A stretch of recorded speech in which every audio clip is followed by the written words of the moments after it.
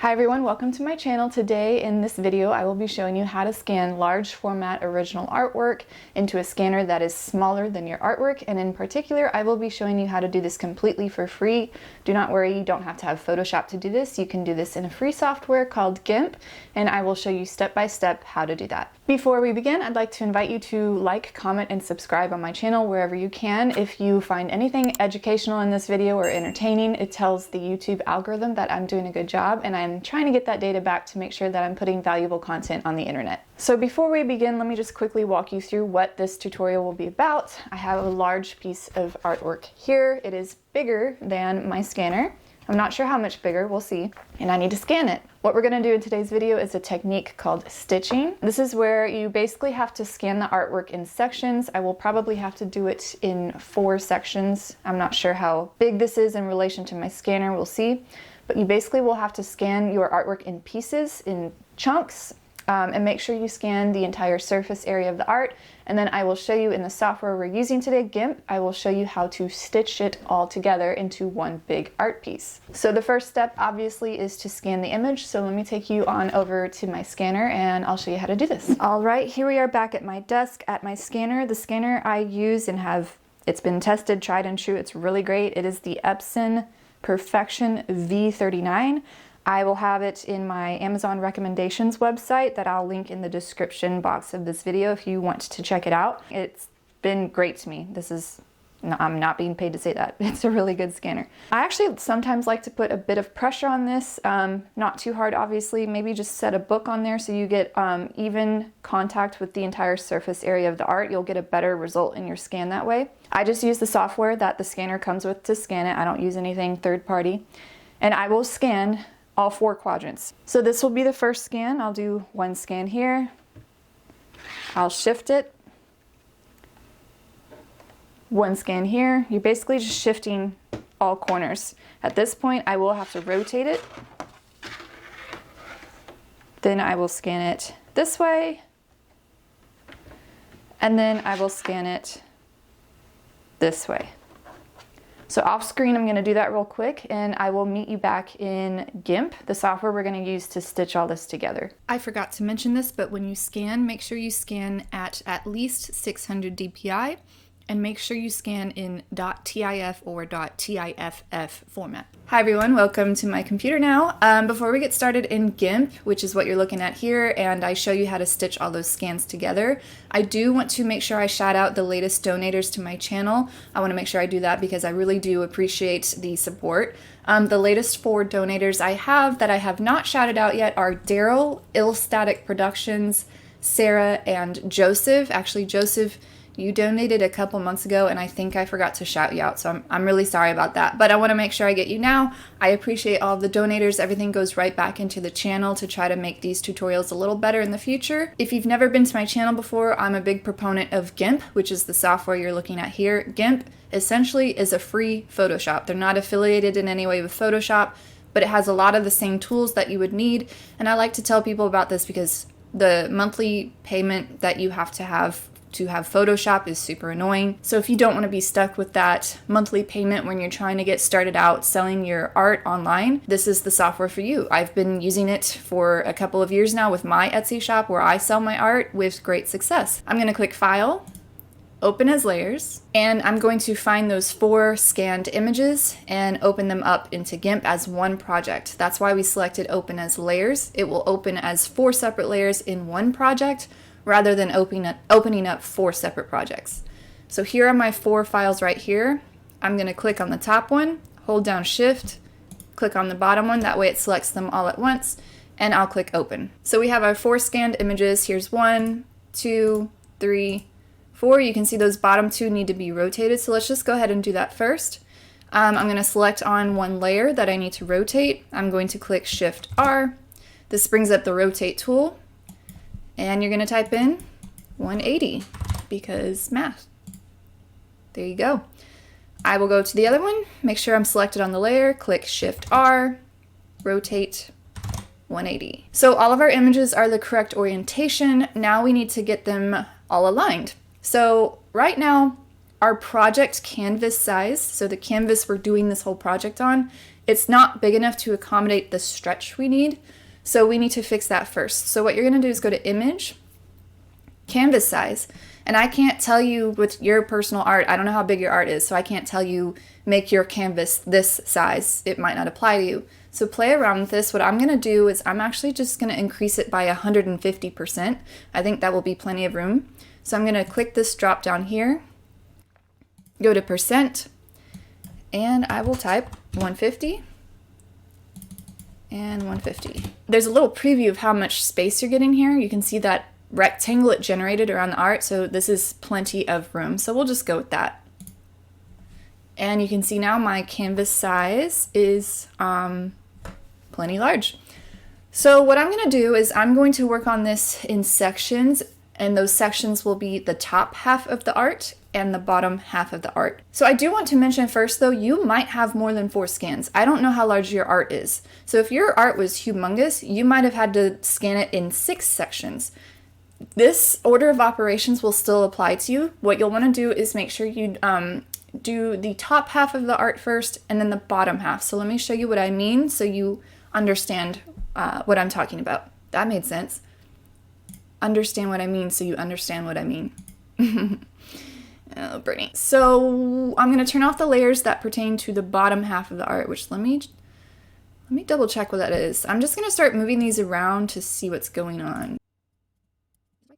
So I kind of just roughly moved them into position.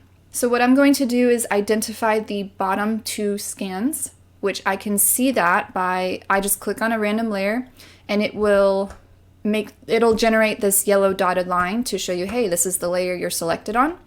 So I will turn off the bottom scans. So you do that by just clicking the eye here. So there's one of the bottom scans and there's the other one. I'll turn that off. So I'm focusing on just the top half. It's just 2 scans. The first step is to align the 2 scans on top of each other so they're aligned perfectly. And the easiest way to do that is figure out which one is stacked on top of the other. In this case, it is this one on the right here. And turn the opacity down to about 50%. The opacity slider is right over here. Once your opacity is down, you can see what's going on. One of them is transparent at this point. So I am going to zoom in, and to do that, hit Control or hold down Control and move your mouse wheel. You'll be able to zoom in easily. Make sure you're on your Move tool. The Move tool looks like the arrows like this. If you don't see that, click Tools, Transform Tools, and Move. It'll be right there. So what I'm going to do is make sure you're on that top layer with the opacity turned down, and you just start dragging it around and literally just line up the art. Now, when I was playing with this before, I actually had to rotate some of the pieces. Like you can see here, if I line up this chunk here, and then I check another piece, it's not lined up, which means that indicates you might have to rotate it just the slightest bit. In fact, you can see an indication of that by, you can see where I had my tape on my art, that line right there. It kind of gradually gets slimmer. So actually what I'm going to do is click Shift R again, there's my rotate tool, and I'm going to rotate this. I'm looking at that top line and I'm just going to line it up with the other one. It's barely 1 degree. Go back to my Move tool. Now I'll go back to lining these up. So for the purposes of the demonstration, I think that's good enough. I'm going to turn the opacity back up to 100%. Here's where the magic comes in. You're going to apply a layer mask. What is a layer mask? A layer mask is like a layer above a layer, which that used to confuse me so much, because like if we're already working with the concepts of layers, why do you need to like drill down and like do like Inception mode, like a layer on a layer, you know? Like it didn't make sense to me for the longest time. But for this purpose, this is a great example of where a layer mask comes in handy.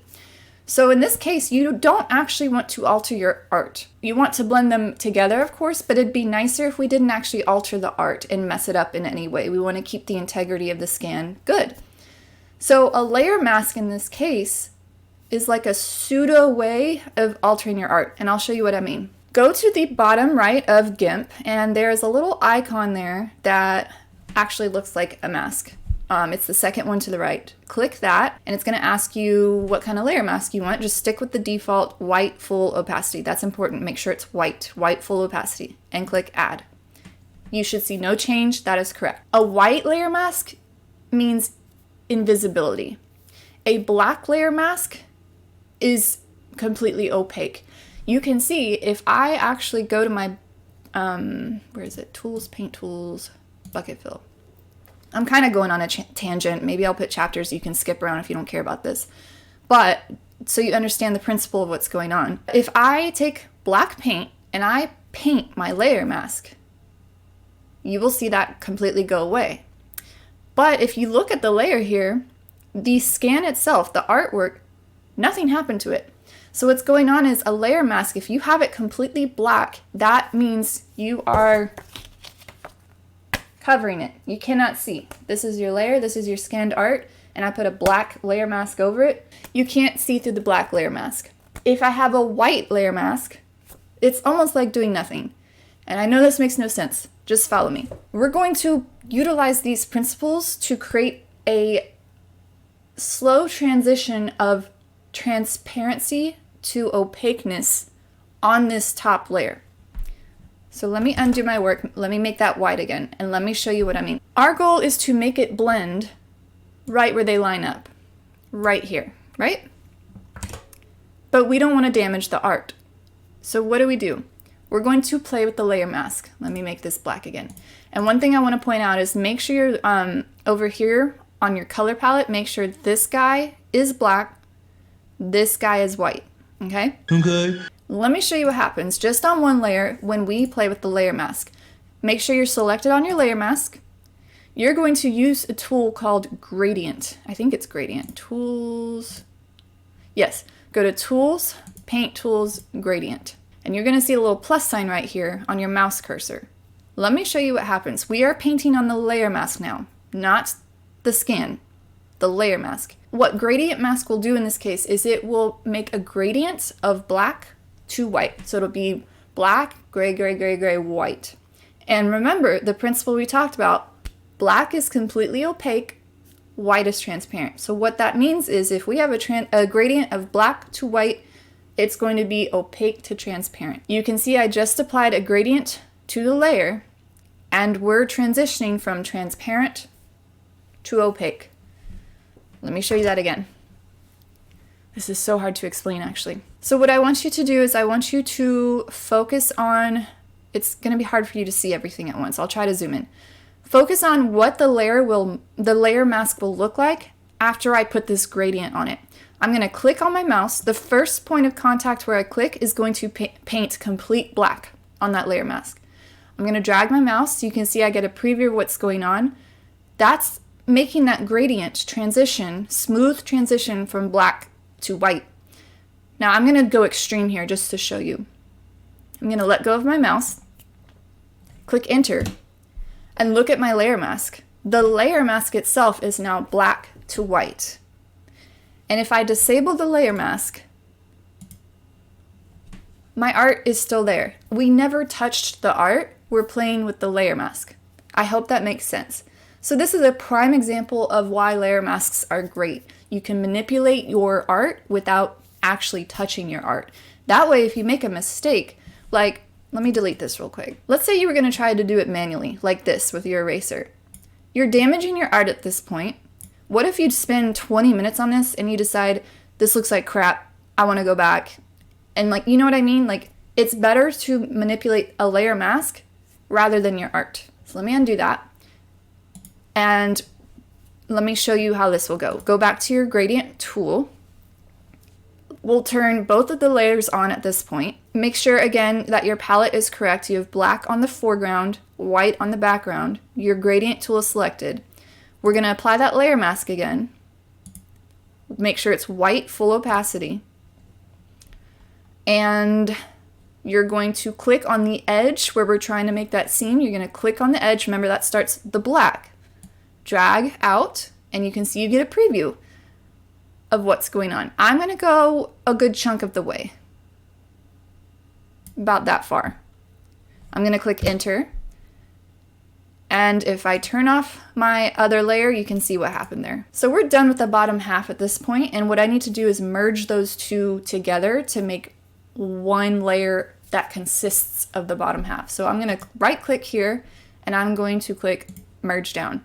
So now we have one layer for that bottom half, and we're going to repeat that concept on the top. So I'm going to turn off that bottom half, turn on the top half. We're going to do the exact same thing again. I'm going to go to the one that's on top, turn down the opacity, go to my move tool. I'm going to line this up.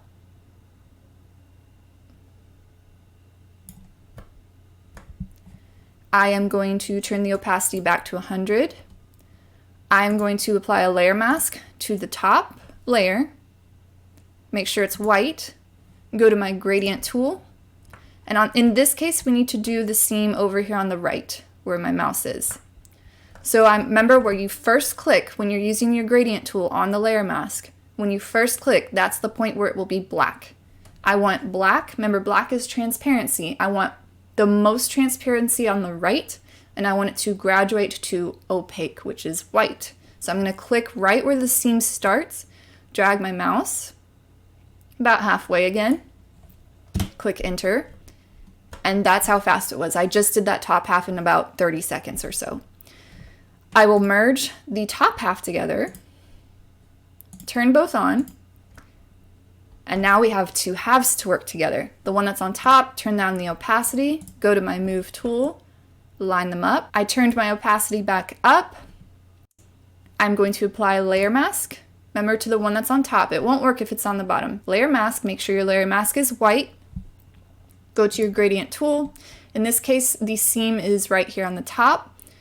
And I want the seam to start black and transition to white. So the first point of contact for your mouse is black, remember? So I'm going to click on the seam, drag down a good chunk of the way. About right there. I'll do that. And click enter. And we have a completed image. Well, let me merge this down. Merge down. And we have one completed scan, you guys. I know I took a while to explain that. I just wanted to explain the principles, but this took, like when I did this before recording, it took me 4 minutes maybe. Super fast. If you want a detailed tutorial about how to prepare a scanned image of your art to sell online digitally, I have a complete separate video for that. I will link it in the top right. It goes over how to remove dust, how to remove like little paint blemishes you want to get rid of, how to include a clean 1/2 inch white border around the edges, and it goes over how to offer your art in many different sizes, in many different digital sizes that is, to your customers. It goes over all of that. It's really in depth, so I will link it in the top right if you want to check that out. As far as for today's tutorial, I'm going to cut it right there because I've been talking quite a bit. Again, a friendly reminder, if you found anything educational in this video or entertaining, please make sure to like, comment, and subscribe wherever you can, and I will see you with the next tutorial.